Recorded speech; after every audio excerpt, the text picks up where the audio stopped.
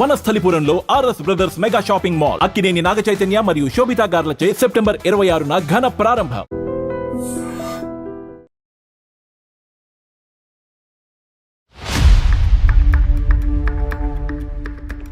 అసలు H1B visa అంటే ఏంటి? ఎందుకు H1B వీసా అప్లై చేస్తారు? దీనికి 1990కి వెళ్ళాల్సి వస్తుంది. స్టూడెంట్ వీసా మీద వెళ్ళి వర్క్ చేస్తున్నారని చెప్పి అప్పుడు కూడా కొన్ని వెళ్ళి ఇమిగ్రేషన్ 47 మందిని పంపించేశారు. ఆ ఇష్యూస్ అవుతున్నాయి. సర్టిఫికెట్ తయారు చేయడం మన వాళ్ళు ఛాంపియన్స్ ఇండియన్స్, దాంట్లో స్పెషల్లీ మన దగ్గర ఉన్నది ఇంకా పెద్ద ఛాంపియన్స్. అంటే వాళ్ళ ఫ్యామిలీని అక్కడికి తీసుకొని వెళ్ళడం కోసమని వీసా ఇంటర్వ్యూస్ కానీ వెళ్తుంటే వాళ్ళు మొత్తం అందరివి రిజెక్ట్ అయిపోయాయంట. అంటే నార్మల్ వీసాస్ కూడా రిజెక్ట్ అవ్వడానికి రీజన్ ఏముంది? వాళ్ళ డౌట్ వస్తుంది, నువ్వు ఎందుకు వెళ్తున్నావు యూఎస్కి అని అడుగుతారు.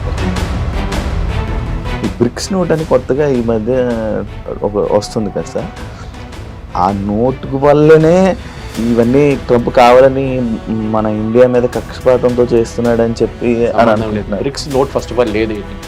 బ్రిక్స్ నోట్ అని ఏ నోట్ లేదు. అది ఏంటి సార్ మరి? బ్రిక్స్ వాళ్ళ ఇంటర్ కరెన్సీ ఎక్స్చేంజ్ కోసం. యుఎస్ వాళ్ళకి మన ఇండియా మీద కక్ష లేకపోతే యాపిల్ కంపెనీ ఇండియాలో పెడతానంటే లేదు యుఎస్లోనే పెట్టాలని చెప్పి అది ఇష్యూ చేశారు కదా, మరి అది చేస్తాడు కదా, తప్పేముంది? అంటే నువ్వు ఒక బీటెక్ కంప్లీట్ చేసావు, నువ్వు ఒక ఇంజనీరింగ్ అయిపోయి ఉందంటే నువ్వు యుఎస్లో వెళ్ళిపోవాలి. లేకపోతే ఒక పెళ్లి సంబంధం ఏదైనా సెట్ అయితే యుఎస్ వర్క్ ఇచ్చి పెళ్లి చేయాలి. అంటే ఇలాంటివి ఎక్కువ ఉండడం వల్ల యుఎస్ డిమాండ్ ఎక్కువ అయిపోయిందా? యుఎస్ అమెరికన్ డ్రీమ్ ఒకటి ఉంది, అది క్రాష్ అయిపోయింది కంప్లీట్గా. ట్రంప్ వచ్చిన తర్వాత ఇంకా మొత్తం క్రాష్ అయిపోయింది. హాయ్ హలో నమస్తే, నేను మీ anchor Shiva. Welcome to iDream Media. ఈరోజు మన ముందున్న గెస్ట్ సురేష్ కొచ్చాటిల్ గారు, సీనియర్ జర్నలిస్ట్. ఈరోజు తీసుకురావడం గల కారణాలు ఏంటంటే H1B వీసా. ఇన్స్టాగ్రామ్ కానీ సోషల్ మీడియా చూసినట్లయితే మొత్తం హల్చల్ అనమాట. ఇలా H1B వీసా $1 lakh ఇలా అంతా కనిపిస్తూనే ఉంది.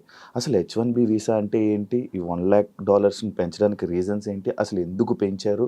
ఇవన్నీ విషయాలు చాలామందికి క్లారిటీగా తెలియదు.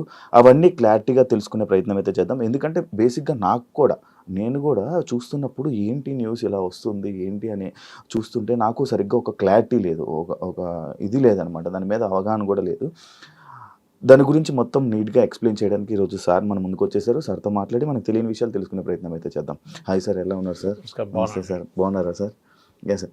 సరే, అందరికీ ఇదే డౌట్ సార్, సోషల్ మీడియాలో ఈ టాపిక్ ట్రెండింగ్ అవుతున్నప్పుడు అసలు H1B వీసా అంటే ఏంటి? ఎందుకు H1B వీసా అప్లై చేస్తారు? దీనికి 1990కి వెళ్ళాల్సి వస్తుంది మనం. ఆ టైంలో ప్రెసిడెంట్ బుష్ ఒక ఆర్డర్ సైన్ చేశారు అండ్ లేటర్ కాంగ్రెస్ అది అప్రూవ్ చేశారు. అమెరికాలో చాలా టైప్స్ వీసాస్ ఉన్నాయి. ఇప్పుడు మీరు ఎక్కడికైనా వెళ్తుంటే మీరు వీసా అప్లై చేయాల్సి వస్తుంది. భారతదేశం నుంచి వెళ్ళేటోళ్ళకి కొంతమందికి, ఫర్ ఎగ్జాంపుల్ థాయిలాండ్ వెళ్ళాలనుకోండి, వీసా ఆన్ అరైవల్ అని ఉంటుంది. నేను అక్కడ పనిచేస్తాను, నాకు తెలుసు. వీసా ఆన్ అరైవల్ అంటే అక్కడ వెళ్ళంగానే ఎయిర్పోర్ట్లోనే 2200 బాట్లు కట్టేసి, అంటే వాళ్ళ కరెన్సీ కట్టేసి ఫామ్ ఫిల్అప్ చేసి మీకు అక్కడే స్టాంప్ కొట్టి వీసా ఇచ్చేస్తారు. That is visa on arrival. మిగతా కంట్రీస్కి ముందే వీసా అప్లై చేయాల్సి వస్తుంది. ఫర్ ఎగ్జాంపుల్ ఇప్పుడు దుబాయ్కి వెళ్తున్నాను అనుకోండి, యూఏకి వెళ్తాం, మీరు ముందే వీసా అప్లై చేయాల్సి వస్తుంది. ఇంకెక్కడైనా మేజర్ కంట్రీస్, యూరోపియన్ కంట్రీస్. యూఎస్కి ఇంకా టఫ్, ఎందుకంటే మన వాళ్ళు చాలా సంవత్సరాల నుంచి యూఎస్కి మన డాంకీ రూట్ అంటాం చూడండి. డాంకీ రూట్ ఒకటి ఉంటుంది, ఎట్లయినా అక్కడ చేరుకోవాలి. ఎస్పెషలీ పంజాబ్, గుజరాత్ అటువైపు నుంచి చాలామంది చనిపోయినా కానీ ప్రాబ్లం లేదు, కానీ యూఎస్కి వెళ్ళాలి నాకు 40 లక్షలు 50 లక్షలు ఏజెంట్లకు ఇచ్చి వాడు ఎక్వెడార్ నుంచి కొలంబియా తీసుకెళ్ళి, కొలంబియా నుంచి మెక్సికో తీసుకొచ్చి, మెక్సికో నుంచి గోడ దుంకి అటువైపు యూఎస్కి వెళ్ళాలనుకుంటే అక్కడ వెళ్ళగానే వాడు మాయమైపోతాడు, క్రౌడ్లో చేరిపోతాడు. సో ఇప్పుడు దాకా యూఎస్ అడ్మినిస్ట్రేషన్ ఏంటంటే, మనం చూసుకుంటూ వస్తే బుష్ కానీ, క్లింటన్ కానీ, బైడెన్ అడ్మినిస్ట్రేషన్, వీళ్ళందరూ చాలా వీక్గా ఉన్నారు ఇమిగ్రేషన్ మీద. లక్షలాది మంది వస్తున్నారు, వచ్చి అక్కడ పనిచేస్తున్నారు. చాలామంది దగ్గర వీసాలు లేవు. వీసా అయిపోయిన వాళ్ళు, ఎక్స్పైర్ అయిన కూడా ఉన్నారు. ఇప్పుడు యూరోప్లో కూడా అదే పరిస్థితి. యూకేలో చూస్తున్నారు, బోట్లో వచ్చి దిగుతున్నారు, వాళ్ళకి హోటల్ 5 స్టార్ హోటల్ ఇచ్చేస్తున్నారు, తిండి ఇచ్చేస్తున్నారు, నిద్రపోండి, మీకు 3000 పౌండ్లు ఇస్తారు నెలకు. ఏం కావాలి ఇంకా? సోమాలియా నుంచి, సూడాన్ నుంచి, ఆఫ్రికా నుంచి అందరూ వచ్చి అక్కడ పడుతున్నారు, ఆఫ్ఘనిస్తాన్ నుంచి కూడా. కానీ యూఎస్కి ఎందుకు వెళ్తారు? ఒకటి, అక్కడ వెళ్ళే ఒక ఆస్పిరేషన్ ఒకటి ఉంటుంది కొంతమందికి. ఒకటి ఎడ్యుకేషన్. మన దగ్గర నుంచి వెళ్ళే స్టూడెంట్స్లో, ఇది నేను చెప్పట్లేదు, మీరు డేటా తీసుకోవచ్చు, మొన్న కూడా మోహన్ దాస్ పై గారు చెప్పారు మన దగ్గర నుంచి వెళ్ళే స్టూడెంట్స్లో 90% మంది 3rd గ్రేడ్ యూనివర్సిటీస్కి వెళ్తారు యూఎస్లో. సర్టిఫికేట్ ప్రింట్ చేసే పేపర్ కూడా విలువ ఉండవు. అక్కడ కార్నల్ ఉంది, అక్కడ పెద్ద పెద్ద ఇన్స్టిట్యూట్ యూపెన్ ఉంది, చాలా మటుకు ఇన్స్టిట్యూట్స్ బూత్, చాలా పెద్ద పెద్ద ఇన్స్టిట్యూట్స్ ఉన్నాయి, అక్కడ యూనివర్సిటీస్ ఉన్నాయి. అక్కడెక్కడ వెళ్లకుండా పేరే వినలేని ఇన్స్టిట్యూట్కి వెళ్తాడు, ఎందుకంటే ఆడి అడ్మిషన్ అక్కడే దొరుకుతుంది. కార్నల్ నుంచి అట్లాంటి పెద్ద పెద్ద ఇన్స్టిట్యూట్స్లో మీకు మెరిట్లోనే మీకు అడ్మిషన్ వస్తుంది, మీ రికమెండేషన్ మీద ఉంటుంది. అంటే మీ ప్రొఫెసర్స్ రికమెండ్ చేయాల్సి వస్తుంది మిమ్మల్ని. వాళ్ళ సెలెక్షన్ ప్రాసెస్ చాలా టఫ్, బహుశా మీకు స్కాలర్షిప్ కూడా ఇస్తారు. మన వాళ్ళు ఏం చేస్తారు, ఫస్ట్ స్టెప్లో యూఎస్కి ఎందుకు వెళ్తారంటే చదువు అని చెప్పి వెళ్తారు. అక్కడ చదువు ఫినిష్ చేయగానే ఎంఎస్ వెళ్తే ఎంఎస్ ఫినిష్ చేస్తారు, కొంతమంది పిహెచ్డి లెవెల్ కూడా వెళ్తారు. అక్కడ వెళ్ళిన తర్వాత వాళ్ళు ఏం చేస్తారు, ఓపీటీ అని ఒక దాన్ని అప్లై చేస్తారు, ఆప్షన్ ప్రాక్టికల్ ట్రైనింగ్ ఏంటంటే మీరు చదువుకున్న సబ్జెక్ట్, ఫర్ ఎగ్జాంపుల్ రోబోటిక్స్ చదువుకున్నారు, ఆ రోబోటిక్స్ని మీరు ప్రాక్టికల్గా లైఫ్లో ఇంప్లిమెంట్ చేయలేదు, మీరు థియరీ నేర్చుకున్నారు. నేర్చుకోవాలంటే ఒక రోబోటిక్స్ పనిచేస్తున్న కంపెనీ దగ్గర పని చేసుకుంటే మీకు కొంచెం ఎక్స్పీరియన్స్ వస్తుంది, మీరు చేసిన డిగ్రీ కూడా విలువ ఉంటుంది. అక్కడ వెళ్తారు, 2 సంవత్సరాలు యూజ్లీ ఉంటే దాన్ని ఎక్స్టెండ్ కూడా చేసుకోవచ్చు కొంచెం. అది కూడా మన వాళ్ళు మిస్యూజ్ చేశారు. దాని తర్వాత ఏం చేస్తారు, మెల్లగా H1Bకి అప్లై చేస్తారు. అంటే H1B మీరు అప్లై చేయలేరు, H1B has be applied by the company. మిమ్మల్ని తీసుకెళ్లాల్సి అనుకుంటే కంపెనీ వాళ్ళు అప్లై చేస్తారు. అక్కడ కూడా పెద్ద ర్యాకెట్ ఉంది.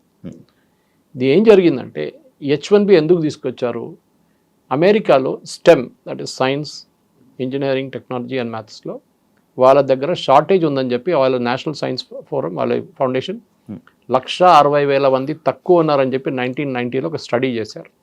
మా దగ్గర అంత ఇంజనీరింగ్ గ్రాడ్యుయేట్స్ లేరు, వస్తున్న వాళ్ళకి స్కిల్స్ లేవు, సో మేమేం చేయాలి, అమెరికన్ ఐటీ కంపెనీస్ అంటున్నారు మేము బయట నుంచి తెప్పించుకుంటాము, వాళ్ళకి ఇదే జీతం మేము కూడా ఇస్తాము. అంటే అమెరికాలో ఒక అమెరికన్ వర్కర్కి $80,000 జీతం అనుకోండి, 80 లేకుండా $1,00,000 ఒక సంవత్సరానికి జీతం ఉంటే మేము కూడా అదే తీసుకొస్తున్న ఎంప్లాయీ కూడా అదే ఇస్తామని చెప్తారు. కానీ చేసేది అది కాదు. ఒకసారి తీసుకొచ్చిన తర్వాత ఆయనకి అది ఇచ్చే డాలర్ కన్నా హాఫ్ ద శాలరీ ఇస్తారు. వాడు వచ్చేసిండు కాదు, ఎక్కువ మాట్లాడలేడు. ఇప్పుడు ఏమనంటే నిన్ను పంపించేస్తా వాపస్ అంటాడు. ఆడు భయపడి పని చేస్తారు, అమ్మాయి ఉండ నా అబ్బాయి ఉండ. ఇది మిస్యూజ్ జరుగుతుంది, చాలా సంవత్సరాల నుంచి జరుగుతుంది. ఇప్పుడు ఇవాళ వచ్చిన న్యూస్ ప్రకారం ఫైర్ వాల్ అని చెప్పి ఒకటి లాంచ్ చేశారు యూఎస్. మేజర్ ఇన్వెస్టిగేషన్ స్టార్ట్ అవుతుంది నిన్నటి నుంచి. వాళ్ళ యూఎస్ లేబర్ డిపార్ట్మెంట్ ప్రతి వీసా, ప్రతి H1B కానీ మిగతా వీసాలు కూడా ఇష్యూ చేయడానికి వాళ్ళకి జీతం ఎంత, వాళ్ళు ఎప్పుడు వచ్చిండ్రు అని మొత్తం బయట హిస్టరీ, జాగ్రఫీ అంతా బయట తీస్తున్నారు ఇప్పుడు. దీంతో బహుశా ఒక 50% ఇండియన్స్ పట్టుబడతారు, 100 ఒక మాయమైపోతారు, ఇప్పుడే మాయమైపోతారు చాలా మంది, ఎందుకంటే వాళ్ళందరూ గాయమైపోతారు అక్కడి నుంచి. సార్ గత ఒక మూడు నెలల క్రితము లైక్ ఇదే స్టూడెంట్స్ లైక్ స్టూడెంట్ వీసా మీద వెళ్ళి వర్క్ చేస్తున్నారని చెప్పి అప్పుడు కూడా కొన్ని వెళ్ళి ఇమిగ్రేషన్ 47 మందిని పంపించేశారు. ఆ ఇష్యూస్ అవుతున్నాయి. దానివల్ల ఏమైనా ఎఫెక్ట్ ఏమైనా ఉందా sir?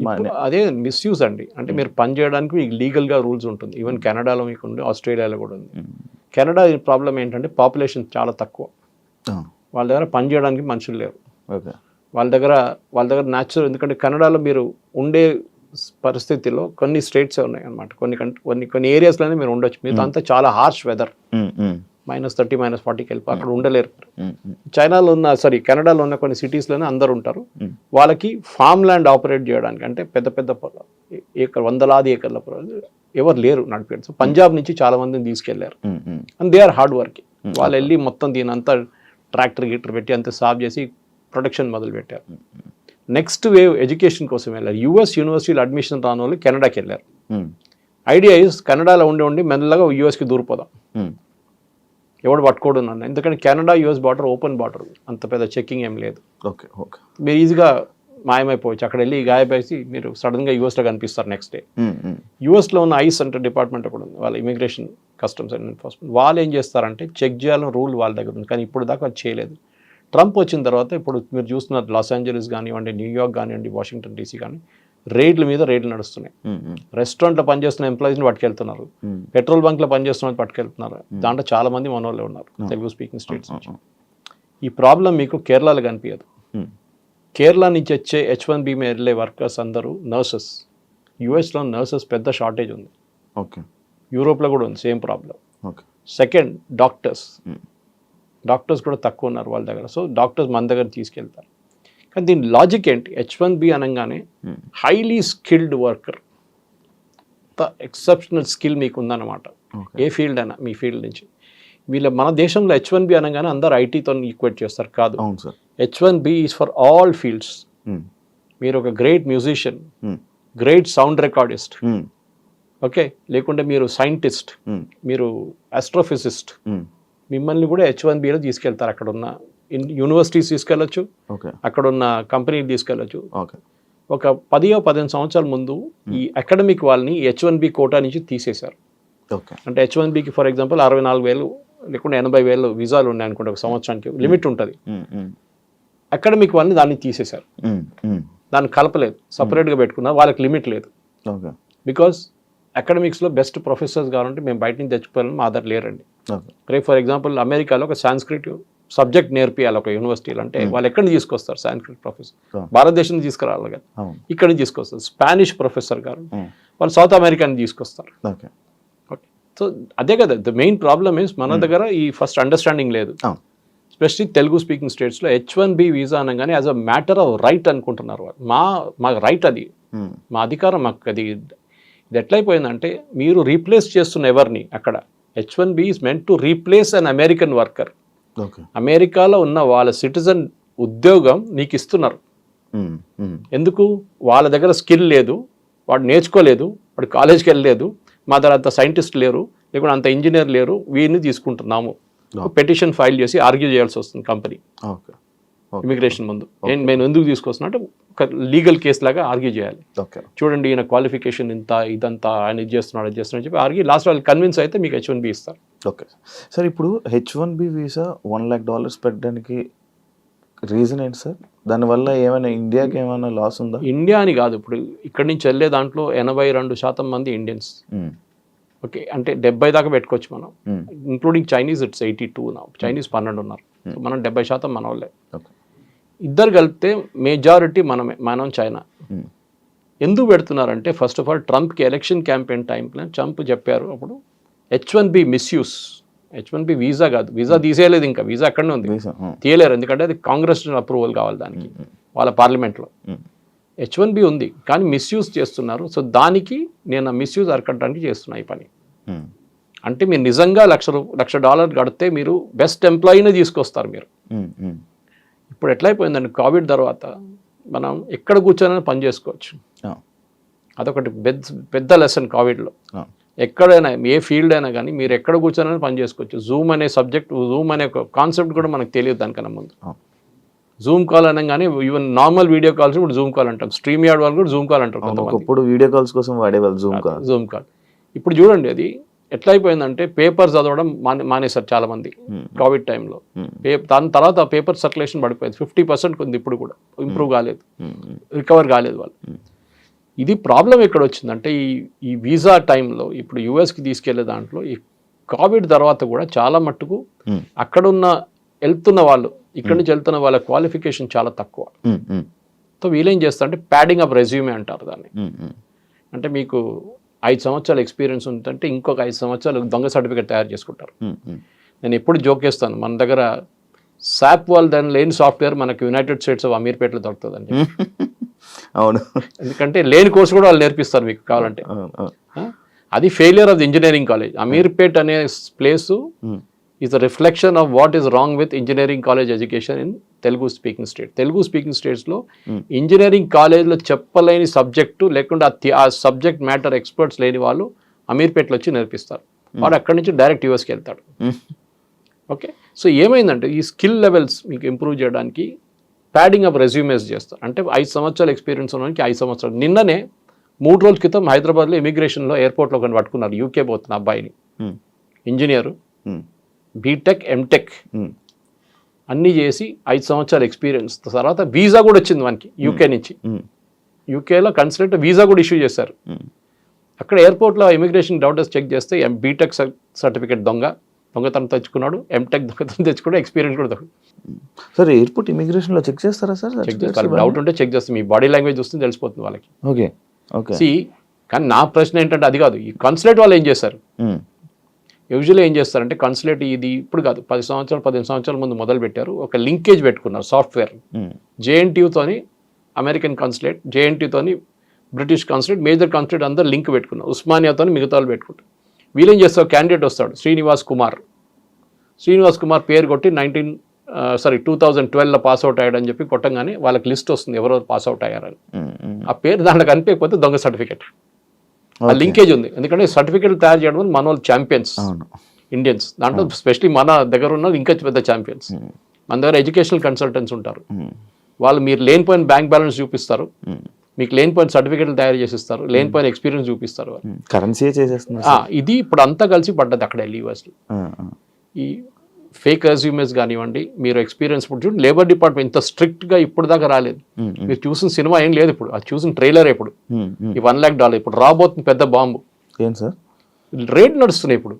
They are checking each and every H1B issue చేసిన చెక్ చేస్తున్నారు. ఎందుకంటే వ్యాలిడిటీ 3 సంవత్సరాలు ఉంటుంది కదా, 3 సంవత్సరాల నుంచి యూఎస్లో పనిచేసేట్టు చెక్ చేస్తున్నారు. ఇప్పుడు నీకు ఎట్లా వచ్చింది H1B, నీకు ఎవరు ఇష్యూ చేసిండు, నీకు ఎక్స్పీరియన్స్ ఎంత ఉంది, నీకు జీతం ఎంత వస్తుంది.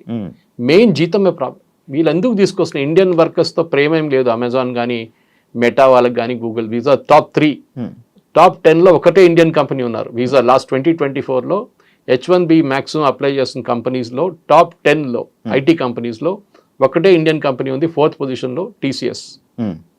ఇన్ఫోసిస్ లేరు, ఎవరు లేరు. ఓకే.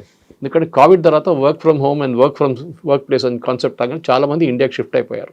ఇండియా నుంచే వర్క్ చేస్తున్నారు. ముందు కాన్సెప్ట్ ఉండే on site and off site అని, ఇప్పుడు ఆ కాన్సెప్టే పోయింది. ఇప్పుడు అమెజాన్ వాళ్ళు ఇండియన్స్ H1Bలో ఎందుకు తీసుకొస్తున్నారు? అమెజాన్లో ఇంత పెద్ద పని ఏంటి వీళ్ళకి, ఇంత పెద్ద ఇంజనీరింగ్ స్కిల్ ఏంటి వీళ్ళకి అమెజాన్లో, that they need an Indian engineer who is extraordinary. అట్లేం లేదు. సో ఏం చేస్తారంటే తక్కువ జీతం ఇవ్వడానికి వీళ్ళని గుంజుకొని తీసుకెళ్తారు. So that is what is being investigated now today onwards. నిన్న ట్రంప్ అనౌన్స్ చేసిన రోజు అదేం చెప్పలేదు, ఇవాళ చెప్తున్నారు. జెన్యున్గా ఉన్న వాళ్ళని తీసుకెళ్ళండి, ఎవరికి అబ్జెక్షన్ లేదు. కానీ H1B is not a matter of right. మీకు అర్హత నాకు ఇచ్చే ఉండాలని చెప్పి ఎవడు చెప్పట్లేదు. వీసా ఈజ్ అ రైట్ కాదు. Visa is a kind of మీకు ఇస్తే ఇస్తారు, లేకుంటే లేదు. ఇప్పుడు US కన్సులేట్కి వెళ్తే ఆల్మోస్ట్ 50% మంది వీసాలు రిజెక్ట్ అయిపోతాయి.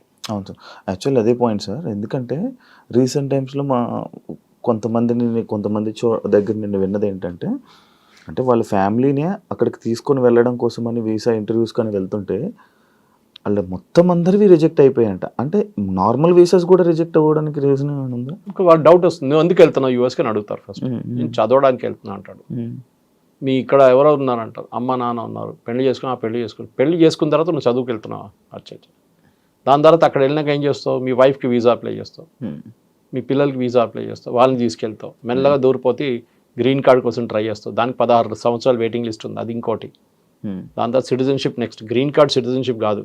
Lot of people mistake green card green card is green card, it is not a US citizen. అది ఇంకో స్టెప్ ఉంటుంది US సిటిజన్షిప్కి. ఇక్కడి నుంచి వెళ్ళే వాళ్ళు మెయిన్ ప్రాబ్లం ఏంటంటే మీరు చెప్పిందే ప్రాబ్లం. అమెరికాలో వాళ్ళు ఏమంటున్నారు, మీరు చదువుకోవడానికి రాండి, నో ప్రాబ్లం, చదువుకోండి, ఇక్కడ వచ్చి మాకు ట్యూషన్ ఫీజు వస్తుంది, మా కాలేజీలో కొంచెం 50% అయినా మాకు ఫండింగ్ మీ దగ్గర నుంచి వస్తుంది. కెనడాలో ఫర్ ఎగ్జాంపుల్ మనం ఖర్చు చేస్తుంది కెనడియన్ కాలేజెస్లో ఒక 30 నుంచి 40 కెనడియన్ కాలేజెస్ నడిపిస్తుంది ఇండియన్ స్టూడెంట్స్ ఫీజ్. ఎందుకంటే కెనడియన్ స్టూడెంట్స్కి ఫ్రీ, వాళ్ళకి ఫ్రీ ఎడ్యుకేషన్ ఇవ్వాలంటే ఇండియన్ స్టూడెంట్స్ కట్టిన ఫీ నుంచి వాళ్ళకి ఫ్రీ ఇస్తారు. రాకపోతే ఏం చేస్తారు, మొత్తం కాలేజ్ మునిగిపోతుంది. అదే నడుస్తుంది ఇప్పుడు కెనడాలో కూడా. ఎందుకంటే ట్రూ వాల్యూ తెలిసిపోయిన అందరికీ. అక్కడ ఉన్న, నేను చెప్పాను కదా, ప్రింట్ చేయడానికి కూడా అర్హత లేని కాలేజీలు అక్కడ ఉన్నారు పేరుతో. చెప్పకపోతే పెద్ద స్టోరీ. మన దగ్గర ఒక రేడ్ జరిగింది మొన్న కెనడాలో, యూఎస్లో కూడా జరిగింది. ఇప్పుడు కదా 2 సంవత్సరాల ముందు. ఆ యూనివర్సిటీ లేదంట, పేపర్లోనే లేవు. పేపర్ ఇచ్చిండు, సర్టిఫికేట్ ఇచ్చిండు, వీసా ఇచ్చేసిండు, అన్నీ తీసుకెళ్ళి ఇక్కడ కోర్సు కూడా కంప్లీట్ చేసిన యూనివర్సిటీ లేదు అసలు. ఒక ఆడిటోరియం ఉందంట, ఆడిటోరియం అందరు తీసుకెళ్ళి కూర్చోబెడతారంటే ఒకడు వచ్చి 1 గంట సేపు చెప్పేసి వెళ్ళిపోతారు, అయిపోయింది ఆ రోజు క్లాస్. ఇట్లాంటి ఫ్రాడ్ నడుస్తుంది. ఎందుకంటే అట్లా చాలా ఉన్నాయి ఇట్లాంటివి. సో ఇప్పుడు US గవర్నమెంట్ ట్రంప్ని తప్పుపట్టలేమండి. నేను మళ్ళీ అదే సబ్జెక్ట్కి వస్తున్నాను. బంగ్లాదేశ్ వచ్చి ఇండియాలో వచ్చి మీ ఉద్యోగం తీసుకెళ్తే మీకు ఎట్లా ఉంటుంది? అదే కదా మనం అప్పుడు అంటున్నాం, బంగ్లాదేశ్ని పంపించండి, రోహింగ్యాలను ఇక్కడ ఏం చేస్తున్నాం వాళ్ళు పంపించండి అని. మా ఉద్యోగం వాళ్ళు తీసుకెళ్ళిపోతున్నారు. కరెక్ట్, కొట్టాల్సింది వాళ్ళు పంపించారు. కానీ మన వాళ్ళని కొట్టారని చెప్పట్లేదు నేను. నేనే అంటున్నా, అంటే మీరు లీగల్గా వెళ్తే ప్రాబ్లం లేదు. 10 మందిలో 5 మంది లీగల్గా వెళ్తే 5 మంది ఇల్లీగల్గా వెళ్తున్నారు. ఈ 10 మంది పేరు కూడా ఖరాబ్ అయిపోతుంది దాంతో. సార్ అంటే అందరు బ్లాక్ మార్క్ అయిపోతారు. సార్ అంటే మన ఇండియాలో ఉన్న కొంతమంది ఏమనుకుంటున్నారంటే ఈ బ్రిక్స్ నోట్ అని కొత్తగా ఈ మధ్య వస్తుంది కదా సార్, ఆ నోట్ వల్లనే ఇవన్నీ ట్రంప్ కావాలని మన ఇండియా మీద కక్షపాతంతో చేస్తున్నాడు అని చెప్పి అని అనుకుంటున్నారు. BRICS note first of all లేదు. ఏంటి బ్రిక్స్ నోట్ అని ఏ నోట్ లేదు. అది ఏం సార్ మరి? బ్రిక్స్ వాళ్ళ ఇంటర్ కరెన్సీ ఎక్స్చేంజ్ కోసం భారతదేశం బ్రెజిల్తో ట్రేడ్ చేసుకోవడానికి డాలర్ కాకుండా మనం ఇంకే కరెన్సీ వాడుకోవచ్చు. ఫర్ ఎగ్జాంపుల్ రష్యాతో మనం ట్రేడ్ చేస్తున్నాడు. రష్యా స్విఫ్ట్ సిస్టమ్ అనే ఒక ఇంటర్నేషనల్ సిస్టమ్. మీరు ఇప్పుడు ఒక ఇంటర్ కంట్రీ ట్రాన్స్ఫర్ చేస్తే ఇక్కడ నుంచి మీరు యూఎస్కి వచ్చి డబ్బులు పంపిస్తున్నారు. మీ తమ్ముడు అక్కడ చదువుకుంటున్నాడు, మీరు ఆయనకి ఫీజు ఇక్కడ నుంచి పంపిస్తున్నారు. మీరు బ్యాంక్ వెళ్ళి డబ్బులు కట్టి వాళ్ళ బ్యాంక్కి ట్రాన్స్ఫర్ చేస్తారు. ఆ వర్క్ చేస్తున్న సిస్టమ్ పేరు స్విఫ్ట్, ఇంటర్నేషనల్ సిస్టమ్. రష్యాని బ్యాన్ చేసి పడేశారు దాని నుంచి, ఎందుకంటే యుక్రెయిన్ వార్ స్టార్ట్ చేయగానే. ఇప్పుడు రష్యా డబ్బులు మనం రష్యాకి ట్రాన్స్ఫర్ చేయలేము. మనం ఏం చేస్తాం, సరే మేము రూపీలో పే చేస్తాం మీకన్నా, డైరెక్ట్ బ్యాంక్ ట్రాన్స్ఫర్ రూపీ నుంచి మా స్టేట్ బ్యాంక్ నుంచి మీ రష్యన్ బ్యాంక్ ఇచ్చేస్తారు. కానీ రూపీ, డాలర్ కదా, డాలర్ కాగానే స్విఫ్ట్ నుంచి వెళ్ళాల్సి వస్తుంది. అవునవును, స్విఫ్ట్ నెంబర్ అనేది స్విఫ్ట్ SWIFT అని ఉంటుంది, ఆ నెంబర్ లేదు ఇప్పుడు రష్యా. సో మనం ఏం చేస్తాం trade. So BRICS is that only. BRICS ఏమన్నా ఆల్టర్నేటివ్ కరెన్సీ కాదు, ఏదో కొత్త కరెన్సీ యూరో తీసుకురావట్లేదు ఇక్కడ. We are trying to kind of evolve different system. For example మనం ఇరాన్తో ట్రేడ్, ఇప్పుడు ఇరాన్ లేదనుకోండి దీని బ్రిక్స్లో, కానీ చెప్తున్నా ఇరాన్తో మనం ఫస్ట్ ఆయిల్ ట్రేడ్ చేసినప్పుడు అమెరికా వాళ్ళు బ్యాన్ పెట్టినప్పుడు న్యూక్లియర్ డీల్తోని ఏం జరిగిందంటే ఇరాన్ ఏమన్నారు, ఫస్ట్ వాళ్ళ లోకల్ కరెన్సీలో మనం ఇచ్చేస్తే చాలన్నారు, మనం ఇచ్చాం. దాని తర్వాత మనం చెప్పాం అది కూడా చేయలేము, యూఎస్ చాలా ప్రెషర్ పెడుతున్నా అంటే ఒక పని చేయండి, మాకు బియ్యం కావాలి, మాకు ఇన్ని టన్స్ మిలియన్ టన్స్ బియ్యం కావాలి, మీ దగ్గర ఆ బియ్యం మాకు ఇచ్చేసేయండి, మేము మీకు ఆయిల్ ఇచ్చేస్తాం. బార్టర్ ట్రేడ్ అంటాం అన్న, పాత సిస్టమ్లో అట్లనే ఉండే, మీరు అది ఇచ్చి మీరు తీసుకు. సో ఈ బ్రిక్స్తో దీనికి సంబంధం లేదు. ట్రంప్కి కోపం ఏంటంటే ఆ లాబీ చాలా పవర్ఫుల్ అయిపోతుంది. దాంట్లో రష్యా అండ్ సౌత్ ఆఫ్రికా అస్సలు పడదు, చైనా ఇంకా పడదు, మిగిలింది ఎవరు? ఇండియా కదా. ఇండియా మీద టార్గెట్ చేస్తారు. సో ఇండియాని టార్గెట్ చేయడంలో ఇండైరెక్ట్లీ వీళ్ళు ముగ్గురు ఉన్నారని చెప్పి టార్గెట్ చేస్తున్నారు. కానీ బ్రిక్స్కి దీనికి సంబంధం లేదు. It is nothing do with it is basically ఆయన ఎలక్షన్ క్యాంపెయిన్లో చెప్పిన మాట చేస్తున్నాడు. ఎలక్షన్ క్యాంపెయిన్లో చెప్పాడు, నేను రాగానే ఇమిగ్రేషన్ పెట్టి H1B వాళ్ళని అందరిని తీసేస్తా అని చెప్పి. అప్పుడు డిఫెండ్ చేయడానికి వచ్చిన ఎవరు? Elon Musk. ఎలాన్ మస్క్ ఏమన్నారంటే H1B వర్కర్స్ వస్తున్న దాంతో పాటు మనకి యుఎస్లో ఇన్నోవేషన్ ఇంప్రూవ్ అవుతుందన్నారు, విచ్ ఇస్ కరెక్ట్. ఇక్కడి నుంచి ఫస్ట్ ఎర్లీ స్టేజెస్లో H1Bలో 90s అండ్ ఎర్లీ 2000 వెళ్ళిన వాళ్ళు చాలామంది ఇన్నోవేటివ్ ప్రోడక్ట్స్ తీసుకొచ్చారు. మన దేశంలో ఒక్క ఇన్నోవేటివ్ ప్రోడక్ట్ కూడా మీరు చెప్పండి ఏదైనా తయారు చేసింది. ఒక ఐప్యాడ్ తయారు చేసామా మనం? ఒక ఐపాడ్ తయారు చేసామా? ఏం తయారు చేసాం చెప్పండి మనం? We are services country. ఐటీ కూలీ అని నేను వర్డ్ వాడను, అది it is a derogatory word. కానీ మనం చేస్తున్న సర్వీసెసే. అక్కడ ఉన్న అమెరికన్ కంపెనీకి ఇక్కడ నుంచి అవుట్ సోర్స్ చేశారు, మనం సర్వీస్ చేస్తున్నాం. వాళ్ళ బ్యాక్ ఎండ్ మెయింటైన్ చేస్తున్నాం, వాళ్ళ అకౌంట్స్ మెయింటైన్ చేస్తున్నాం, అకౌంట్ రిసీవబుల్స్ మెయింటైన్ చేస్తున్నాం, అన్నీ మనం చేస్తున్నాం ఇక్కడ నుంచి. అంతే.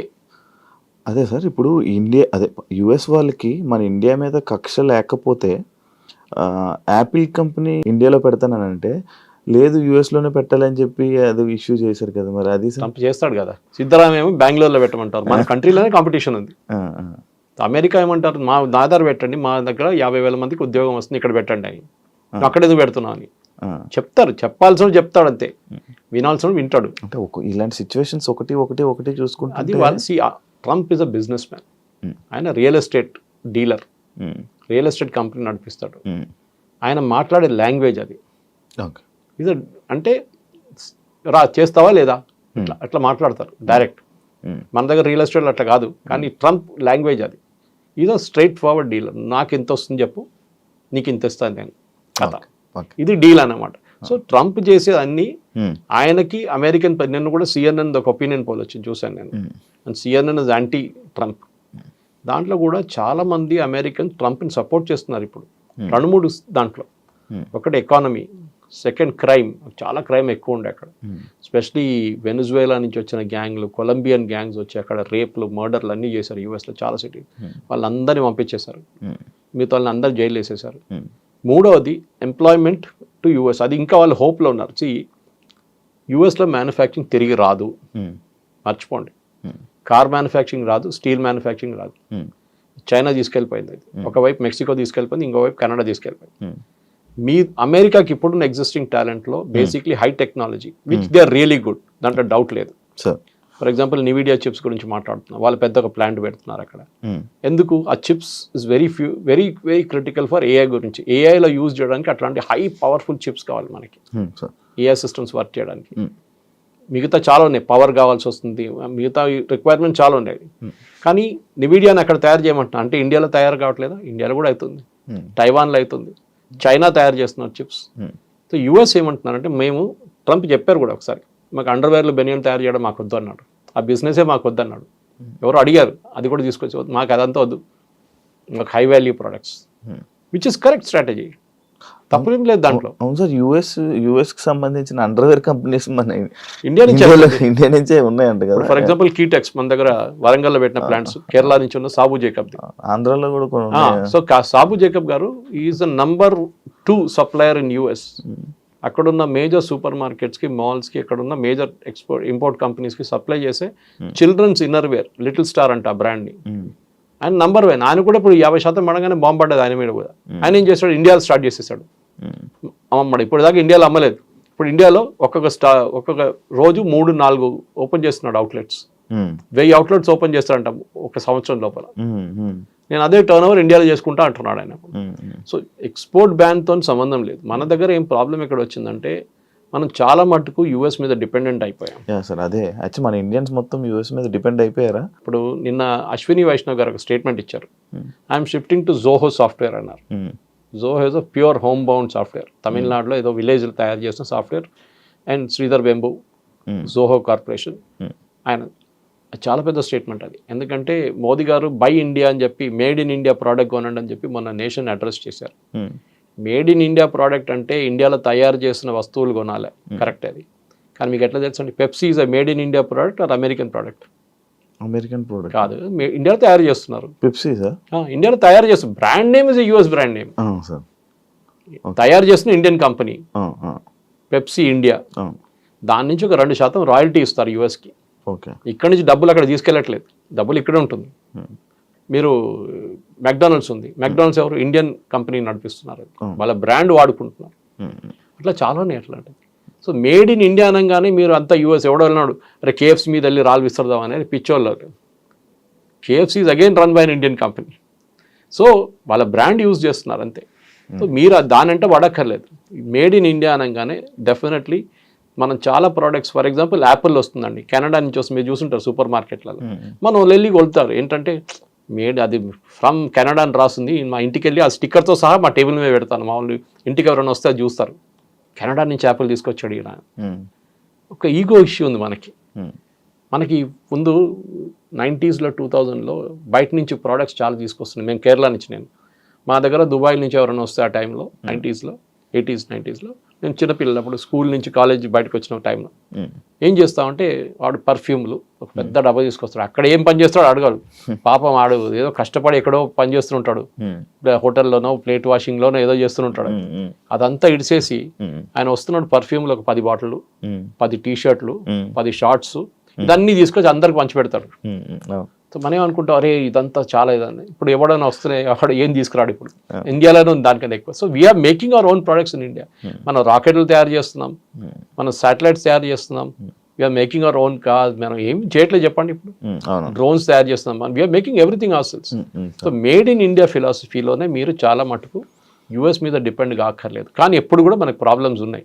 ఫర్ ఎగ్జాంపుల్ మన దగ్గర కమర్షియల్ ఎయిర్ క్రాఫ్ట్, బోయింగ్ అని ఎయిర్ బస్ మీద డిపెండ్ అవుతున్నాం. మన దగ్గర ఇంకా ప్రొడక్షన్ కాలేదు, చైనా స్టార్ట్ చేసేసారు ఇప్పుడు.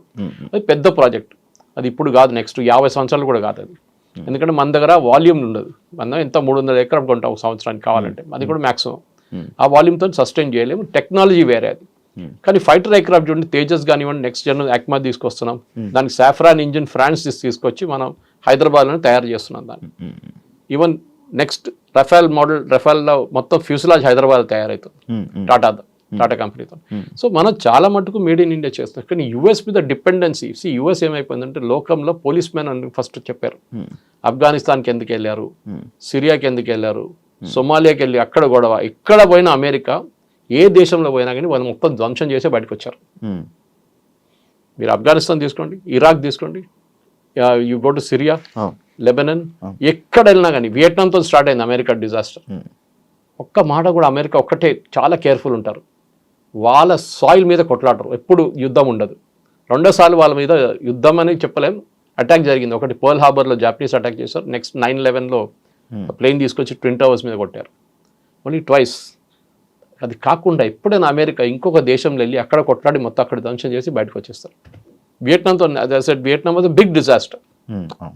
సో అట్లాంటి లెసన్స్ మనం నేర్చుకోవాలి. అమెరికాకి ఏంటంటే వాళ్ళ సెల్ఫిష్ ఇంట్రెస్ట్ వాళ్ళు చూసుకుంటున్నారు. మోదీ గారు వెళ్ళి రేపు నేను బంగ్లాదేశ్ వాళ్ళకి ఉద్యోగం ఇస్తా అంటే మోదీ గారిని రేపు తీసి కింద పడేస్తారు అక్కడ ఉన్న ప్రజలు. మాకు ఉద్యోగం కావాలి, బంగ్లాదేశ్ వాళ్ళకి వద్దు అని చెప్పేసి అదే పాలసీ ఆయన ఫాలో చేస్తున్నాడు. He's catering to his constituency. ఆయన ఓటర్ల కోసం ఆయన ఏమైనా చేస్తాడు. సార్ మన ఇండియాలో ఎక్కువగా మన తెలుగు వాళ్ళు అంటే నువ్వు ఒక బీటెక్ కంప్లీట్ చేసావు, నువ్వు ఒక ఇంజనీరింగ్ అయిపోయి ఉందంటే నువ్వు యుఎస్లో వెళ్ళిపోవాలి, లేకపోతే ఒక పెళ్లి సంబంధం ఏదైనా సెట్ అయితే యుఎస్ వర్క్ ఇచ్చి పెళ్లి చేయాలి అంటే ఇలాంటివి ఎక్కువ ఉండడం వల్ల యుఎస్ డిమాండ్ ఎక్కువ అయిపోయిందా? యుఎస్ అమెరికన్ డ్రీమ్ ఒకటి ఉంది, అది క్రాష్ అయిపోయింది కంప్లీట్గా. ఇప్పుడు ట్రంప్ వచ్చిన తర్వాత ఇంకా మొత్తం క్రాష్ అయిపోయింది, క్రాష్ ల్యాండింగ్ అయిపోయింది కంప్లీట్గా. ఫస్ట్ ఆఫ్ ఆల్ మనం ఏం చేస్తున్న పెద్ద తప్పు ఏంటంటే we should never antagonise American workers. అంటే అమెరికాలో ఉన్న వాళ్ళ వర్కర్స్ని మీరు పనికిరాదు, మీరు ఇంట్లో కూర్చోండి, మేము వచ్చాం మీ పని చేయడానికి అని చెప్పకూడదు. అది ఎప్పుడు చేయకూడదు, చేసాం మనం. ఇప్పుడు చూడండి, ఇవాళ as we speak department of labour ఒక ఇన్వెస్టిగేషన్ ఓపెన్ చేశారు, ప్రాజెక్ట్ ఫైర్ వాల్ అని చెప్పి యుఎస్లో. దాంట్లో labour secretary personally investigation order చేస్తున్నారు. ఇప్పుడు మీరు H1B మీద వచ్చిన వాళ్ళు ఆల్రెడీ యుఎస్లో ఉంటే వాళ్ళ మీద చర్యలు తీసుకుంటున్నారు. కొత్త వాళ్ళని మర్చిపోండి, $1,00,000 కొత్త వాళ్ళకి, కొత్త వీసాకి. అక్కడ ఉన్న వాళ్ళ మీద ఇన్వెస్టిగేషన్ మొదలు పెట్టారు. మీకు జీతం ఎంత, మీరు ఎప్పుడు వచ్చారు, మిమ్మల్ని ఎట్లా తీసుకున్నారు, మీరు రీప్లేస్ చేసిన అమెరికన్ వర్కర్కి టాలెంట్ ఉందా లేదా అని ఎట్లా చెక్ చేశారు, వానికి ఎగ్జామ్ పెట్టారా, మీకు కూడా ఎగ్జామ్ పెట్టారా? ఏం చేయలేదు. టెక్నికలీ మీరు ఒక అమెరికన్ వర్కర్ని రీప్లేస్ చేస్తే ఆయనకున్న స్కిల్ మీకున్న స్కిల్ ఎట్లా టెస్ట్ చేస్తారు. ఒక రూమ్లో 50 మంది H1B వర్కర్స్, 50 మంది అమెరికన్స్ పెట్టి టెస్ట్ పెడితే తెలిసిపోతే ఎవరికి ఎంత తెలుసు అనేది. అదేం చేయకుండా H1B ఫ్రాడ్ నడుస్తుందని వాళ్ళ అంచనా. ఇప్పుడు మీడియన్ శాలరీ గురించి మాట్లాడుతున్నప్పుడు, మీడియన్ శాలరీ అంటే యావరేజ్ శాలరీ H1B వీసాలు వెళ్ళే వాళ్ళది ఇప్పుడు as per records, American records, government record $1,22,000 per year. Highest is 132 చూపిస్తుంది. ఇప్పుడు 122 ఇస్ యావరేజ్ మీడియన్. కానీ 122 ఇస్తున్నారా? అది చాలా పెద్ద ప్రశ్న. 122 ఇస్తే వాళ్ళు $1,00,000 $1,00,000 గడ్డానికి వాళ్ళకి ప్రాబ్లం లేదు, because this guy so skilled. కానీ కాదు కదా, అక్కడే జరుగుతుంది. సో ఈ డిపార్ట్మెంట్ ఇప్పుడు ఏం ఇన్వెస్టిగేట్ చేస్తున్నారంటే ఈ కంపెనీలు ఎవరైనా ఈ ప్రాబ్లం ఏంటంటే H1Bలో చాలా స్టెప్స్ ఉన్నాయి. చిన్న ఒక తప్పు జరిగితే కూడా company will face a major penalty. ఇప్పుడు అదే జరగబోతుంది. And that to mister American companies, అదే అన్నిటికంటే పెద్దది. ఉన్నది ఒకటే, మన ఫస్ట్ 10లో TCS ఒకటే నేను చెప్పాను. దాని తర్వాత ఇన్ఫోసిస్ వీళ్ళందరూ ఉంటారు, యూజువల్ కల్ప్రిట్స్, కాగ్నిజెంట్ వీళ్ళందరూ ఉంటారు. కానీ మేజర్ ప్రాబ్లం ఎక్కడ వస్తుందంటే మిస్టెప్స్ అంటారు. మనం చిన్న ఒక తప్పు ఫామ్లో ఫిల్అప్ చేస్తున్నప్పుడు, లేకుంటే పిటిషన్ ఫైల్ చేస్తున్నప్పుడు చిన్న ఒక తప్పు చేస్తే ఇప్పుడేమంటున్నా అంటే ఇన్వెస్టిగేషన్ బయటకు వస్తే మీరు ఏ అమెరికన్ వర్కర్ని తీసేశారో ఉద్యోగం నుంచి వాళ్ళకి ఆ డబ్బులు ఇవ్వాలంటున్నారు. అంటే ఇంట్లో కూర్చొని ఒకడు వాడికి జాబ్ పోయింది ఎందుకంటే ఇండియన్స్ని తీసుకొచ్చారో లేకుంటే చైనీస్ని తీసుకొచ్చారని చెప్పగానే ఆయనకు బ్యాక్ వేజెస్గా ఇన్వాల్వ్స్ వస్తుంది. ఈ కంపెనీని బ్లాక్ లిస్ట్ చేసి పడేస్తారు. అప్పటి నుంచి మీరు తీసుకురాలేరు ఇండియా H1B వర్కర్స్ని యుఎస్కి. ఇన్వెస్టిగేషన్ చాలా దూరం ఇప్పుడు స్టార్ట్ అయింది ఇవాళ నుంచి. నెక్స్ట్ ఒక నెల రోజులు I think it will be hell. అంటే మనం అగైన్ ఎంప్లాయీ మీద ఇన్వెస్టిగేషన్ కాదు, తీసుకొచ్చిన కంపెనీ వాళ్ళ ఇన్వెస్టిగేషన్. అమెజాన్ కానీ, మెటా కానీ, మీరు మిగతా కంపెనీ, ట్విట్టర్, చాలా మంది ఉన్నారు అట్లా తీసుకొచ్చిన వాళ్ళు. ఇప్పుడు మన వాళ్ళు అక్కడ వెళ్ళిన ఉన్న వాళ్ళకి అక్కడ ఏం ఇష్యూ లేదా సార్? ఉండొచ్చు. ఇఫ్ యూఆర్ కాట్, ఆబ్వియస్లీ కదా, ఇఫ్ యూఆర్ కాట్, మీ మీద ఫ్రాడ్ జరిగింది, మీరు కూడా ఫ్రాడ్లో మీరు కూడా you're a part of it అంటే దెన్ ఇట్స్ అ ప్రాబ్లం. అంటే వీసా అనేది ఎప్పుడైనా రిజెక్ట్ చేయొచ్చు. It's not a birth right. మీరు సిటిజన్ కాదు కదా, యుఎస్ సిటిజన్, మీరు ఇండియన్ సిటిజన్. అక్కడ H1B మీద వెళ్ళారు, ఒక స్పెసిఫిక్ ఎంప్లాయ్మెంట్ వీసా అది. ఆ వీసా రూల్స్ మీరు వైలేట్ చేశారు. మీరు వైలేట్ చేశారు, కంపెనీ వాళ్ళు చేశారు, ఇట్స్ అ డిఫరెంట్ థింగ్. కానీ మీరు కూడా అక్కడ సంతకం పెట్టారు సేయింగ్ దట్ నాకు ఇంత స్కిల్ ఉంది, నేను వచ్చే అమెరికన్ వర్కర్ కన్నా నాకు ఎక్కువ స్కిల్ ఉందని చెప్పేసి. సపోజ్ మీరున్నారు, మీ దగ్గర BTech and PhD, MTech and PhD ఉందండి ఒక సబ్జెక్ట్ మెషిన్ లెర్నింగ్లో. మీరు వెళ్ళి ఒక అమెరికన్ వర్కర్ని రీప్లేస్ చేసినప్పుడు ఆయన కూడా అదే స్కిల్ ఉంటే మీరు ఎందుకు రీప్లేస్ చేస్తారని అడుగుతారు. ఆయనకు ఎంటెక్ ఉంది, is also done is PhD machine learning, same subject. ఆయన కూడా 98% మార్కులు ఉన్నాయి, మీకు కూడా 98 ఉంది కాలేజ్ నుంచి. మళ్ళీ ఆయన ఎందుకు రీప్లేస్ చేస్తున్నారు? మీకు 10 సంవత్సరాల ఎక్స్పీరియన్స్, ఆయన కూడా 10 సంవత్సరాల experience. So you have to argue. ఇప్పుడు అదే ఇప్పుడు ఇన్వెస్టిగేట్ చేస్తున్నారు, మీరు ఎవరిని రీప్లేస్ చేశారు. The rule is, basic rule of H1B is అమెరికాలో ఆ టాలెంట్ లేదు, దానికోసం మేము బయట నుంచి తీసుకొస్తున్నాం. అమెరికాలో టాలెంట్ ఉంది, అమెరికన్ సిటిజన్స్కి ఉందంటే మీరు ఎందుకు తీసుకొచ్చారని ఆర్గ్యుమెంట్. సో బేసిక్లీ ట్రంప్ ఏం చేస్తున్నారంటే అమెరికన్ వర్కర్స్కి, అమెరికన్ సిటిజన్స్కి ఉద్యోగం రావాలి, బయట నుంచి వాళ్ళకి మేము ఎందుకు ఉద్యోగం ఇవ్వాలని చెప్తున్నారు. ఇది తెలుగు స్పీకింగ్ స్టేట్స్లో చాలా పెద్ద ప్రాబ్లం. ఎందుకంటే మన దగ్గర కల్చర్ క్రియేట్ చేస్తారు. ఇప్పుడు నేను వచ్చే కేరళ నుంచి ఆ ప్రాబ్లం లేదు, ఇక్కడ ముందు కూడా చెప్పాను, కర్ణాటకలో లేదు, తమిళనాడులో లేదు.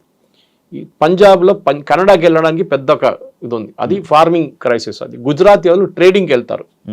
మీరు లండన్కి వెళ్ళండి, న్యూయార్క్కి వెళ్ళండి, మోటల్స్ అంతా వాళ్ళదే ఉంటుంది కంప్లీట్. వాళ్ళ బిజినెస్ అలాగే, వాళ్ళ ఉద్యోగంకి వెళ్ళట్లేదు, వాళ్ళు ఇన్వెస్ట్మెంట్కి వెళ్తున్నారు అక్కడ.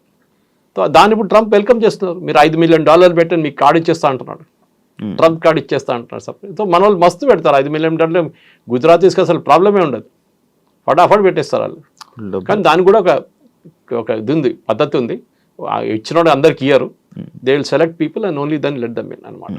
సో మేజర్ ఇప్పుడు the end of day bottom line ఏంటంటే, మీరు H1B వీసా అంటే ఏంటి అర్థం చేసుకోండి. మనందరు కూర్చొని లెక్చర్ కొట్టే బదులు మీరు అందరు కోపం పడి మీరు మోదీని తిట్టడమో ట్రంప్ని తిట్టడం కాదు. H1B is not a matter of right, discretion వాళ్ళది. ఇవ్వాలన్నా వద్దా అనేది అమెరికన్స్ గవర్నమెంట్ ప్రెరగేటివ్. మీరు H1B మీద వెళ్తున్నప్పుడు you're replacing an American worker, అది వాళ్ళకు కోపం వస్తుంది. యా సార్, ఈ వాళ్ళని రీప్లేస్ చేసే ఇదే సిచ్యువేషన్లో ఈ టాపిక్లోనే సార్ రీసెంట్గా ట్రంప్ అంటే అదే టైంలో ఇది ఒకటి విన్నాను సార్ నేను. లైక్ హోమ్లెస్ పీపుల్, అక్కడ ఉన్న హోమ్లెస్ పీపుల్ ఎక్కువ ఉన్నారు, వాళ్ళందరికీ మళ్ళీ సెట్ చేసి, వాళ్ళందరికీ ఎంప్లాయ్మెంట్ సెట్ చేసి ఈసారి బయట తిరగకుండా చెయ్యాలి, అక్కడ ఉన్న వాళ్ళందరినీ సెట్ చేయాలి అని అనుకుంటున్నట్టు ఒకటి అప్పుడు చూసాను సార్. అదేంటి సార్? అదంతా ఈజీ కాదండి. అమెరికాలో ప్రాబ్లం ఏమొచ్చిందంటే, ఐటీ పక్కన పెడతాం ఫర్ ఎ మూమెంట్. అమెరికాలో మ్యానుఫ్యాక్చరింగ్ పవర్ ఉండే America 1960s, 70s, 80s, 90s దాకా. చైనా ఎప్పటి నుంచి పెరిగిందో ఆ రోజు నుంచి అమెరికన్ మ్యానుఫ్యాక్చరింగ్ పడిపోయింది.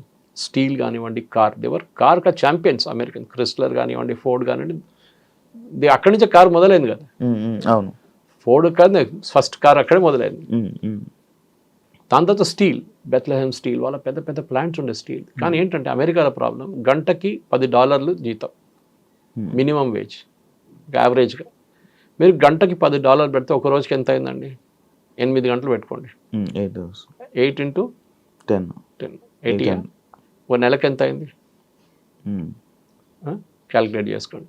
8 into 10 into 30, హాలిడేస్ కూడా కంప్లీట్ చేసి మీకు జీతం ఎంత అయింది అప్పుడు? This is where the problem starts.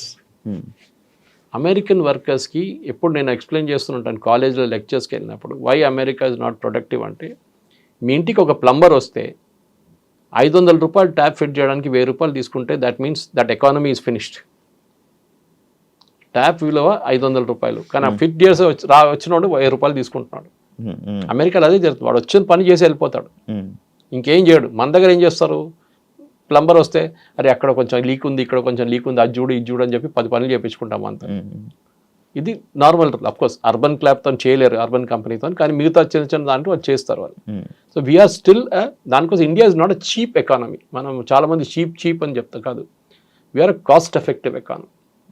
మన దగ్గర ఇప్పుడు కూడా ఐటీ సెక్టర్లో పనిచేస్తున్న చాలామందికి మంచి ఉద్యోగాలు, మంచి జీతంలో ఉన్నాయి ఇక్కడ ఉండి కూడా. అమంగ్ ద ఎంటైర్ ఇండస్ట్రీ వాళ్ళకి బహుశా ఇంకా అన్నిటికంటే ఎక్కువ వాళ్ళే. కానీ ప్రాబ్లం ఎక్కడ వచ్చిందంటే, ఇది ఒక షో ఆఫ్ లాగా అయిపోయింది. ఏం పని చేస్తున్నా అంటారు, ఐటీ సెక్టర్లో అంటాడు, వాడు ఏం చేస్తున్నాడు ఐటీలో అడగకండి, అది ఇంకో ప్రాబ్లం. ఉద్యోగం మీకు చెప్పాను చూడండి, ఎడ్యుకేషన్ నుంచి కూడా ఇంజనీరింగ్ కాలేజ్ మంది 100% ప్లేస్మెంట్ అని బోర్డు పెడతారు. ఛాలెంజ్ చేస్తున్నాను, మన జేఎన్టీ కూడా ఒక ఎంక్వైరీ ఆర్డర్ చేశారు, 100% ప్లేస్మెంట్ లేదు, ఇంకా హారిబుల్ అయిపోతుంది ఇంకా ఇక్కడి నుంచి.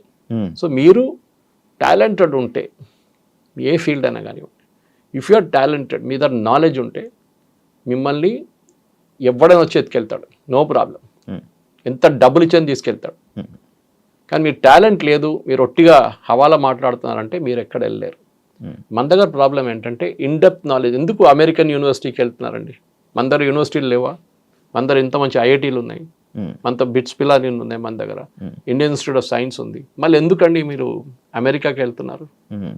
ఇది ఒకటి. ఏమంటున్నారంటే మన దగ్గర ఎడ్యుకేషన్ ఎస్పెషల్లీ పోస్ట్ గ్రాడ్యుయేట్ లెవెల్లో అంత క్వాలిటీ లేదు, దానికోసం అమెరికాకి వెళ్తున్నాను. సరే మీరు వెళ్ళారు, చదివి ఎంతమంది రిటర్న్ వచ్చారండి? అది లేదు. ఆస్ట్రేలియాకి వెళ్తారు, ఆస్ట్రేలియన్ యూనివర్సిటీస్ క్వాలిటీ అంతే సంగతి. కెనడా కూడా అంతే, దీనికన్నా ముందు చెప్పాను మీకు అది. సో మీరు ఎడ్యుకేషన్కి వెళ్తున్నారా? Are you going for permanent employment? Permanent తిరిగి రావడానికి మీరు చూడలేదు, అసలు తిరిగి చూడలేదు మీరు. ఇది ఈ అమెరికన్ డ్రీమ్. మీరు అడిగిన ప్రశ్న జవాబు ఇది. ఆ అమెరికన్ డ్రీమ్ అయిపోయింది. Forget the American dream. Okay, మీరు కావాలంటే వర్క్ వీసాలు వెళ్ళండి, మీటింగ్లు అటెండ్ చేయండి, వచ్చేసేయండి. కానీ you cannot go there and stay and make a living. దీనికన్నా ముందు వెళ్ళిన వాళ్ళు దేవర్ లక్కీ, వాళ్ళు గ్రీన్ కార్డ్ వచ్చింది, దాని తర్వాత సిటిజన్షిప్ ఉంది. చాలామంది ఇండియన్స్ ఉన్నారు దాంట్లో. కానీ ఇంకా ఇక్కడి నుంచి ముందుకు వెళ్తూ it will become very tough. నిన్న ట్రంప్ యునైటెడ్ నేషన్స్ మాట్లాడినా కూడా చెప్పారు యూరోప్ గురించి, మీరు ఇమిగ్రేషన్ పాలసీ మిమ్మల్ని ముంచేస్తుంది, మీరు బయట నుంచి వాళ్ళు అందరు తీసుకుంటున్నారు, మీరు మునిగిపోతారని చెప్పి నిన్న వార్నింగ్ ఇచ్చారు, యూకే ఎస్పెషలీ. ఇది కరెక్ట్. బికాస్ మీరు బయట నుంచి ఎవరైనా తీసుకొస్తున్నారు, మీ లోకల్ సిటిజన్స్ మీ వ్యతిరేకంగా ఓటేస్తారు మీకు రేపు. అది ట్రంప్ గెలిచింది ఎందుకంటే he said I will bring back, make America great again, MAGA అని చెప్పారు. ఆ కాన్స్టిట్యున్సీ కోసమే ట్రంప్ పనిచేస్తున్నారు, ఇంకా ఎవరి కోసం పనిచేయట్లేదు. అయితే సార్ మ్యానుఫ్యాక్చరింగ్ అంతా మనకి సగం ఒక 50% మనం ఎక్స్పోర్ట్ ఇది చేసేది మొత్తం మనం చైనా నుంచే కదా సార్. అయితే ఈ H1B ఈ వీసా రేట్లు ఎప్పుడైతే $1,00,000 చేశాడో ఇదే టైంలో చైనా లైక్ కే వీసా అని చెప్పి ఒకటి రిలీజ్ చేయడం జరిగింది. అంటే ఇప్పుడు ఇక్కడ చాలామంది అటు షిఫ్ట్ అయిపోయే అవకాశాలు ఏమైనా ఉన్నాయి? ఎందుకు చైనా మ్యానుఫ్యాక్చరింగ్లో ఒక టైంలో క్వాలిటీలో వాళ్ళు చాలా హారబుల్ ఉండేవాళ్ళు. మన అందరు జోకులు కొడుతున్నాయి, 6 నెలలు పనిచేస్తుంది చైనా ప్రోడక్ట్, సీరియల్ బల్బ్ ఉండొచ్చు, లేకుంటే హీటర్లు ఉండొచ్చు. ఇప్పుడు చైనా చాలా ముందుకు వెళ్ళిపోయిందండి ఇన్ టర్మ్స్ ఆఫ్ మ్యానుఫ్యాక్చరింగ్. వాళ్ళు BYD కార్స్ చూడండి, వాళ్ళకి ఏం తక్కువ కాదు టెస్లాతో. They are as good as any company. China వాళ్ళ క్వాలిటీ చాలా మంచిగా పెంచుకున్నారు, ఎందుకంటే వాళ్ళు ఎక్స్పోర్ట్ చేస్తున్న కంట్రీస్, వాళ్ళు they are exporting to Europe, exporting to US. వాళ్ళ సేఫ్టీ స్టాండర్డ్స్ చాలా స్ట్రిక్ట్. మీరు అక్కడ కార్లు అమ్మలేరు వాళ్ళ సేఫ్టీ స్టాండర్డ్ మీట్ చేయకపోతే. మన కార్లు ఎక్కువ వెళ్ళట్లేదు బయట US కంతా, ఎందుకంటే మన సేఫ్టీ స్టాండర్డ్ అంత మంచి కాదు. మనది క్రాష్ టెస్ట్ చేస్తే కూడా మనం పాస్ కావు. మన చైనా నుంచి మనం చాలా మంది ప్రోడక్ట్స్ తెప్పించుకుంటాం. మీరు చెప్తున్నారు చూడండి, ఐఫోన్ ఇప్పుడు కూడా మ్యానుఫ్యాక్చరింగ్ శ్రీపెరంబదూరులో నడుస్తుంది, ఇప్పుడు ఢిల్లీలో మొదలు పెట్టారు, అండ్ గుర్గాం వైపు. ఈ ఐఫోన్లో కూడా ఇప్పుడు కూడా మనం 12% కాంపోనెంట్స్ చైనా నుంచి వస్తుంది. అది మన టైం పడుతుంది, సంవత్సరం 2 సంవత్సరాల్లో we will be able to make the same things, flat bed panels కానీ మిగతా ఏమైనా కానీ. ఇప్పటికి మన చైనా దగ్గర నుంచి మనం నేర్చుకోవాల్సింది అంటే కోవిడ్ టైంలో సప్లై చైన్ మొత్తం డిస్టర్బ్ అయిపోయింది. ఫర్ ఎగ్జాంపుల్ మనం ఫార్మస్యూటికల్స్లో మనం బేసిక్ ఫార్మస్యూటికల్స్ మర్చిపోయి APIs అంటారు దాన్ని, మనం దాన్ని మర్చిపోయి, అంటే బేసిక్ రా మెటీరియల్ మనం ముందు తయారు చేస్తుండే పటాన్చెరులో, జీడి మెట్లలో. అది మనం ఏమన్నా దాని వాల్యూ అడిషన్ లేదు. గ్రానైట్ రాయి ఇచ్చే బదులు దాన్ని కోసి అంత పాలిష్ చేసి గ్రానైట్ కాబట్టి నాకు ఇంకా 10,000 10 times or 20 times వాల్యూ వస్తుందని చెప్పి we got in to formulations. ఇప్పుడు మన ఫైనల్ ప్రోడక్ట్ తయారు చేసి డాక్టర్ రెడ్డీస్ కానివ్వండి, భారత్ బయోటెక్ కానివ్వండి, BE కానివ్వండి, ఎవరైనా కానివ్వండి, వీళ్ళు తయారు చేసి పంపిస్తున్నారు USకి. దానికోసం 50% డ్యూటీ వేసినప్పుడు, టారిఫ్ వేసినప్పుడు ఫార్మస్యూటికల్స్ లేదా లిస్ట్లో చూసారా మీరు? ఎందుకు? ఫార్మస్యూటికల్ మీద ఉండాలి కదా. ఎందుకంటే అమెరికన్ కన్స్యూమర్కి అన్నిటికంటే చీపెస్ట్ డ్రగ్ అమ్ముతుంది భారతదేశం నుంచి, మోస్ట్ కాస్ట్ ఎఫెక్టివ్ డ్రగ్ మన దగ్గర నుంచి వెళ్తుంది. India the pharmacy capital of the world అంటాం. 2 కేటగిరీస్ ఎగ్జామ్ చేశారు దాని నుంచి, ఒకటి IT సెక్టర్, ఇంకోటి ఈ ఫార్మసీ. ఎందుకంటే బేసిక్లీ IT సెక్టర్ పెడితే అమెరికన్ కంపెనీస్కే నష్టం అవుతుంది, వాళ్ళ బాటమ్ లైన్ పోతుంది, కంప్లీట్ వాళ్ళ నష్టాలు వచ్చేస్తారని చెప్పి IT కంపెనీస్ మీద ఏం పెట్టలేదు. అదే టైంలో ఫార్మా కూడా పెట్టలేదు, ఎందుకంటే భారతదేశం నుంచి ఫార్మా రావాల్సిందే. ఎందుకంటే $50 మీరు ఎక్కువ చేస్తే కట్టాల్సింది అమెరికన్ కన్స్యూమర్, ఇండియన్ కంపెనీ కాదు. టారిఫ్ కూడా ఎవరు కడుతున్నారు? అమెరికాలో ఎవరు ఇంపోర్ట్ చేస్తున్నారు ఆ కంపెనీ కడుతున్నారు. వాళ్ళు ఏం చేస్తారు, అది కన్స్యూమర్ తీసుకుంటారు డబ్బులు. ఇండియన్ కంపెనీకి ఏం కావట్లేదు. దే ఆర్ డిమాండ్ తగ్గుతుంది. ఎస్, మీకు $10 వచ్చిన ప్రోడక్ట్ $15 ఇస్తే మీరు ఇంకోడన్నా $10 అమ్ముతున్నాడు చూసి తిరుగుతారు మీరు సూపర్ మార్కెట్లో. కానీ fortunately or unfortunately for us China కూడా అదే బ్రాకెట్లో వచ్చేసింది. సో మనకు ప్రాబ్లం లేదు. కానీ చైనా దగ్గర నుంచి చైనా కాదు, even Europe will start tomorrow. Europe కూడా Indian professional, highly skilled Indian professional కోసం కొత్త వీసా సిస్టమ్ పెట్టి మీరు అమెరికా నుంచి మీరు వస్తే మా దగ్గరికి రండి అని చెప్పి. ఎందుకంటే మన దగ్గర చాలామందికి ఇంటికి తిరిగి వచ్చి నేను యూఎస్ నుంచి రిటర్న్ అని చెప్పగానే ఒక ఇన్సల్ట్ లాగా ఉంటుంది మన వాళ్ళకి. చాలామందికి సైకలాజికల్ ప్రాబ్లం ఉంటుంది. చూడండి, అది it's not a easy thing. దానికి కౌన్సిలింగ్ కావాల్సి వస్తుంది. సడన్గా మీ ఉద్యోగం పోయింది, లేకుంటే మీకు H1B లేదు, మిమ్మల్ని రిటర్న్ పంపిస్తారంటే people will get into depression. ఆ డిప్రెషన్ కాకూడదు. దానికోసం ఏం చేస్తుంటే మీరు అదే quality of lifestyle European కంట్రీస్కి వెళ్ళండి, ఆర్ చైనాకి వెళ్ళండి, అక్కడ పని చేసుకోవచ్చు. ఒక్కటే మాట చెప్పలేరంటే నేను ఎక్కడున్నా మీ కొడుకు అంటే చైనాలో ఉన్నా చెప్పాల్సి వస్తుంది అంతే. యూఎస్ అని చెప్పలేము, అదొక ప్రాబ్లం. కానీ you will have equally good, ఎందుకంటే చైనా కూడా రీసెర్చ్ అండ్ డెవలప్మెంట్ చాలా ముందున్నాం మనకన్నా. ద నంబర్ ఆఫ్ PhDs ఆ చైనాలో ఉన్నది చాలా ఎక్కువ. అండ్ వాళ్ళది ల్యాబ్ టు మార్కెట్ అంటారు. అంటే మీరు చేసిన PhD పేపర్ కోసం పేపర్ మీద రాయడం కాదు, ఆ PhDకి ఒక విలువ ఉంటుంది. దాన్ని మార్కెట్కి తీసుకొచ్చి దాన్ని ఎక్స్ప్లాయిట్ చేస్తే ఒక ప్రోడక్ట్ తయారవుతుంది. సో ల్యాబ్ టు మార్కెట్లో చైనా ఇస్ ఛాంపియన్ PhDsలో. ఈవెన్ యూరోప్ కూడా అంత లేదు. సో డెఫినెట్గా చైనా వీసా పెడితే చాలామంది వెళ్తారు అక్కడ, దానికి డౌట్ లేదు. Taiwan is another country. Chip డిజైనింగ్లో దర్ నంబర్ 1. వాళ్ళు కూడా డెఫినెట్లీ ఎక్స్ప్లాయిట్ చేస్తారు దీన్ని. ఆల్రెడీ మన దగ్గర నుంచి ఒక 50 మంది ట్రైనింగ్కి వెళ్ళారు అక్కడ చిప్ డిజైనింగ్ కోసం. మన ఐ థింక్ టాటా జబ్స్ వెళ్దాం ఒక ట్రైనింగ్ అక్కడ. సో ట్రైన్ చేసి తీసుకొస్తారు వాళ్ళని. అట్లనే మన వాళ్ళు కూడా న్యూ మార్కెట్స్ చూసుకోవాల్సి వస్తుంది. టారిఫ్ పెట్టినప్పుడు అదే చేసాం మనం. కొత్త మార్కెట్కి వెళ్ళాం, యూరోప్కి వెళ్ళాం, మిగతా దేశాలకు వెళ్ళాం, సౌత్ ఆఫ్రికాకి వెళ్ళాం. Now Indians have to do that. And Sridhar Vembu చెప్పినట్లని ఆర్ కమ్ బ్యాక్ హోమ్. మనం ఇనీషియల్ స్టార్టింగ్ ట్రబుల్ ఉంటుంది, కానీ 5 సంవత్సరాల్లో అమెరికాకి ఏది నష్టం అవుతుందో మనకు అది గెయిన్ అవుతుంది. H1Bలో we will be able to do more innovations in India. మనం కూడా ఇండియా నుంచి కొత్త కొత్త ప్రోడక్ట్స్ తయారు చేద్దాం, సర్వీసులు కాదు. We'll let us do products from India. అది చాలా ఇంపార్టెంట్. అంటే ఇప్పుడు ఇదంతా H1B వీసా ఎఫెక్ట్ మొత్తం పడేది ఎవరైతే ఫేక్ దేనికి సంబంధించిన సర్టిఫికేట్స్కి సంబంధించిన ఇలా ఎవరైతే దొంగగా అక్కడ ఉంటున్నారో వాళ్ళకి ఎఫెక్ట్ అవుతుందే కానీ ప్రతి ఒక్కరికి కాదు. సో ఇక్కడ కూడా H1Bలో దొంగ సర్టిఫికేట్ అని చెప్పట్లేదు. I think that is the miscommunication here. దొంగ సర్టిఫికేట్ జనరలీ పోతుంది. అవును అవును. మీరు ఎక్స్పీరియన్స్ చూపించినాడు 10 సంవత్సరాల నుండి 20 సంవత్సరాలు చూపించడానికి అక్కడ ఎక్స్పీరియన్స్ సర్టిఫికేట్ తయారు చేస్తారు. దాంట్లో మనం ఛాంపియన్స్. ఓకే. ఇప్పుడు ఈవెన్ ఇంటర్వ్యూస్లో ఫేస్ టు ఫేస్ ఇంటర్వ్యూస్ చేపిస్తున్నారు ఇప్పుడు పెద్ద పెద్ద IT కంపెనీస్. ముందు కెమెరా ముందు పెడితే పక్కన ఒకటి కూర్చొని ఆన్సర్ చేస్తుండే. అది చేసి ఇప్పుడు నా ఫేస్ టు ఫేస్ కంపల్సరీ చేశారు. H1B ప్రాబ్లం ఎక్కడ వస్తుందంటే కంపెనీ మిమ్మల్ని తీసుకున్నప్పుడు వాళ్ళ పెటిషన్ ఫైల్ చేస్తున్నప్పుడు, అప్లికేషన్ ఫైల్ చేసినప్పుడు దాంట్లో ఏమైనా తప్పు ఇన్ఫర్మేషన్ ఇచ్చారా మీ గురించి, లేకుంటే అమెరికన్ వర్కర్ ఈ స్కిల్ వర్కర్ లేరని చెప్పినప్పుడు ఉన్నప్పుడు లేదని చెప్తే అబద్ధం.